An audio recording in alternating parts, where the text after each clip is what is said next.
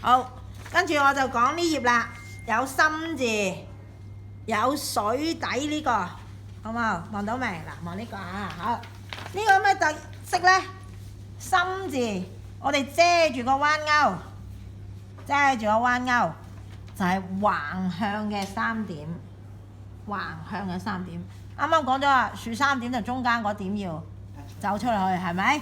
橫3點同樣地，亦都係中間嗰點呢，要稍為走出去嘅，旁邊2點係低啲嘅。嗱，個心字要咁樣寫先靚嚇。好。下邊呢個啦，大家有冇覺得奇怪啊？喂，點解有個咁水平狀嘅3點嘅？係咪啊？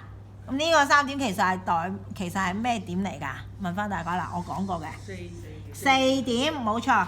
啱啱講嘅豎3點係水，橫嘅4點呢，其實係代表火，同火有關係嘅，都係橫向嘅4點嘅。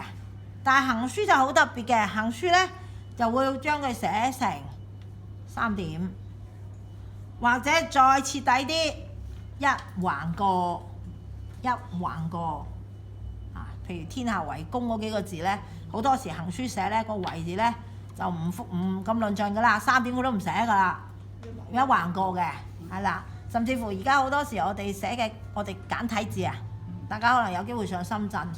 有冇發覺簡體字好多本身係4點嘅，佢都寫成咩啊？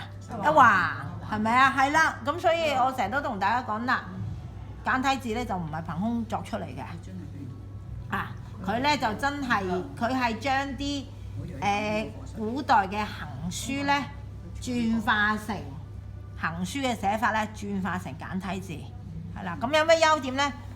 行書或者草書咧個書寫速度比較快。因為佢慳緊少少筆畫啊嘛，係啦，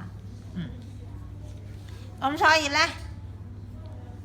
記得橫3點好，你橫4點，你寫成橫3點又好，寫成一橫都好，記得係上邊係齊平嘅，因為我哋煮嘢呢，有冇大家用平底鑊啊？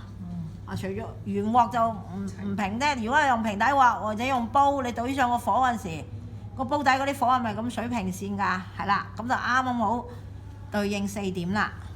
如果單獨寫4點呢，就上邊要成一直線，外邊2點大，裏邊2點細。咁所以要簡寫成3點或者一橫嘅時候，咁當然地係同一水平線上啦。